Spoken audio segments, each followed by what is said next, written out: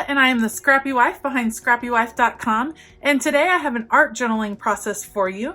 I am planning on using an array of Spectrum Noir Alcohol markers in some pastel colors, and then I'm also going to use this Tim Holtz airbrush tool that I've had for a while and haven't used very much and wanted to give a try. So I'll put you on fast forward and we'll see where this art journaling page goes. Okay, so this tool is pretty simple. It has a hole in the bottom where you put in a marker, but these Spectrum Noir markers are kind of thick, and so I couldn't get this one end to fit, but it turns out if you put the thicker end with the bigger tip on it, it fits in really nicely. So you put it in, it overlaps with that little air hose, and then you just squeeze and out comes a very cool effect. I figured out as I was working, if you move as you go, you leave lines and patterns, and it's really fun. The farther up you get, the less dense the spray is, so it's a kind of a lighter effect, and if you get really close, obviously all the particles are really close together, so it gives you a darker effect. It was fun to play with. I'm not sure that these Spectrum Noir markers are the best for it. Perhaps the Distress markers would work better, but it was fun to play with. I don't use my Spectrum markers very much, and I haven't used this very much either, so I really enjoyed playing with it. You'll see me here sketching out a cake stand. I used that old school ruler. Again, it was one of my leftover scrapbooking supplies to do the scalloped edge. And then I'm measuring out some lines because I want my cake to have a bold black stripe across it. And instead of freehanding it, I decided I'm going to be exact and measure to make sure the distance between the layers is the same as we go. So I'm sketching out here, and then you'll see me filling in with a black Sharpie marker. And I don't know about you guys. I have, I don't know, like 10 black Sharpie markers. And through this process, I went through maybe 5 of them. Like, what happens to my black Sharpie markers? I'm gonna start searching my kids' rooms to see where all the black Sharpie is going, because they just run out like crazy. So I'm having trouble here. This is my 3rd one. I'm going to look for my 4th one. And I think that that's the keeper that's gonna help me fill in the whole thing. Maybe I should have painted it. I'm not sure. Black Sharpie seemed like the way to go. When you see some of the up-close pictures, you'll see that it kind of shows the lines. Skipping forward here, I thought y'all may not want to see me coloring all those. You can see some of the marker lines, but I don't mind. It was kind of relaxing to spend all that time. That's my 5th marker in my hand at that point. So I just skipped over the other ones. So finishing up the cake stand, and then those in-between layers, I decided to go back with some of those Spectrum markers and fill in a rainbow color scheme with those. So you'll see me come in here and decide which of the colors I want to use. I'm counting to make sure I have all the right ones. Decide on those 4 as kind of a pastel rainbow and fill these in. I don't know why I don't use these markers more. They are beautiful. It's just the alcohol markers, I don't quite know how to use them and blend them. So it's definitely something I need to learn. I have these awesome markers in my supply, in my stash, so I want to be able to use everything I have. Filling in right here, and then what you're gonna see, I decided that I want some more detail, some more doodling detail, and I'm gonna speed it up a lot, but what I do is I come in with some Dylusions paint pens, and I just purchased them at Hobby Lobby on clearance. Just the other week they were having a big craft clearance. I purchased some Dylusions paint pens, and I'd never used this kind before. It took a little while to get the paint flowing. There's the white one, but I love what a fine tip it had. Most paint pens get a little gunky and leave kind of a thick line. This was really fine, really delicate and great for doodling, especially the white pen over top of the black. So I had a really good time. You'll see me filling in this cake here, starting with the cake stand, and then I come back with the black pen and do the same thing, just random doodle patterns throughout the cake.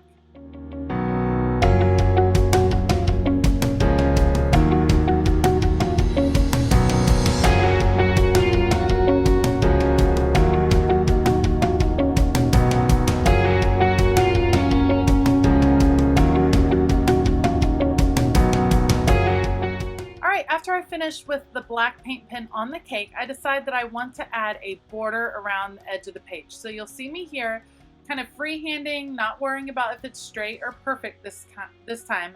Freehanding a border around the page, and then I'm going to go back and add a checked pattern to it just to pick up the same kind of doodling freehand feel that is on the cake and to add a little more impact to the border.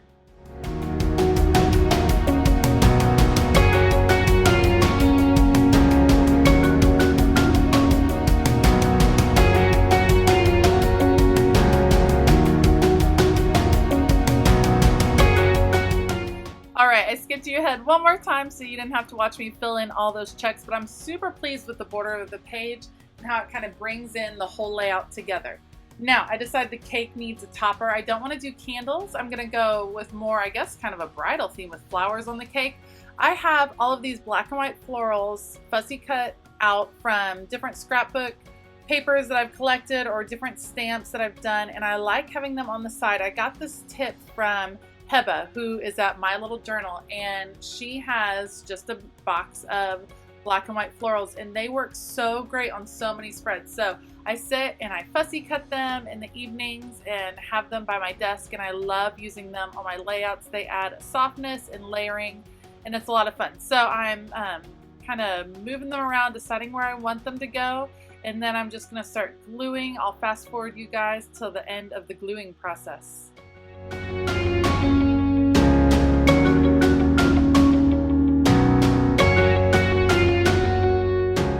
Now, just as a side note, if you ever have any questions about the supplies I am using, I always link the supplies in my corresponding blog post over on scrappywife.com, which is linked in the info below. So check that out if you are wondering about which supplies are which. Okay, here in a second you're going to see this is my array of Tim Holtz cling stamps, and I just picked that particular set up from Hobby Lobby in that same clearance sale for just over $2. So what an awesome deal. And when I buy new supplies, I try to use them as soon as possible, just so my hands have been on them and so that I can get a feel for if I like them or not. So I knew I wanted to use these. I pulled them out. It was a little bit tricky to figure out which letter was which. Not gonna lie, they were backwards. It definitely challenged my spatial reasoning, and you're gonna see that I make a mistake. So I want to write life's short, and coming up here I grab my O, all is well, and then I start to rush, and I grab a letter that I think is an R, but it most definitely is not an R. That's an N. So I wondered, what do? I pull out the R to figure out what does the R actually look like. So I take my trusty Sharpie, which can fix so many problems, and I start to do some doctoring to this end to try to make it look more like an R. Again, holding my R up to see how am I going to make it look like an R. I'm pretty pleased with how it turns out. When you are creating art, there's going to be mistakes. This is supposed to be relaxing. It's supposed to be fun. So I'm not going to beat myself up too long for making a little mistake. I'm just going to roll with it. Like the phrase says, life's short. Sometimes you pick the wrong letter. So I know what I want it to say. I know it maybe kind of looks like life's shon't, but either way, I'm going with it. I was so pleased with the rest of this art journal page that I wasn't about to just start over. I pull out a different alpha set from Tim Holtz and fill in my next letters here, putting yellow on super fast forward, deciding where I want to place this, and it's gonna say eat cake.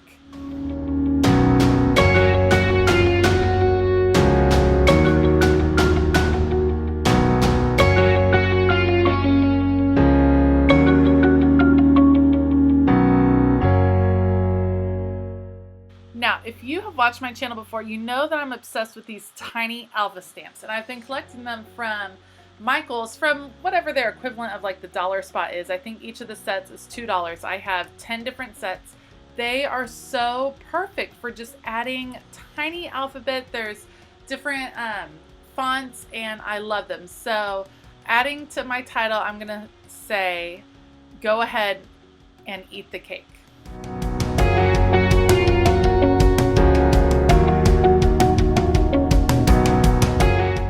Now, because had to use the Sharpie on that R/N. It looks much darker than the other stamping around it. I used black archival ink, which works great in my art journal. But I have to go back over with the black Sharpie on some of the different letters to kind of blend the pieces together. And I ended up adding the same Sharpie to the ink cake to really make all of the alpha letters be the same boldness.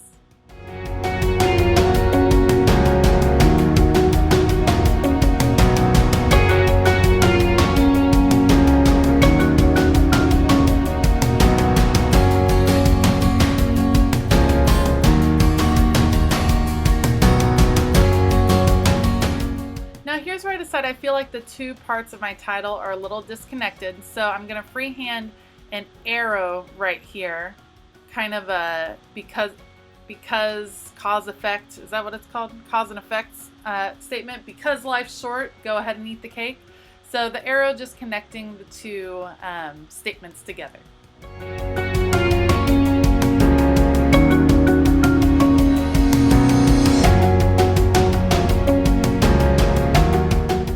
Okay, y'all, I am obsessed with these Tim Holtz phrase stickers. This is the snarky edition, and the phrase I chose was, I could give up chocolate, but I'm not a quitter. And I love, love, love it. It came in a long strip, so I cut it to add a couple lines, and you'll see me kind of box it in with my black paint pen from Dylusions. I would use these phrase stickers on all the things. I think the snarky ones are hilarious. I think the regular chat ones are wonderful. They come in black and white. I could use them on every project. And there it is. I think my project's done. Thanks for joining me today. If you like what you saw, please give it a thumbs up and consider hitting that subscribe button. And I hope you have a wonderful day. Keep it creative.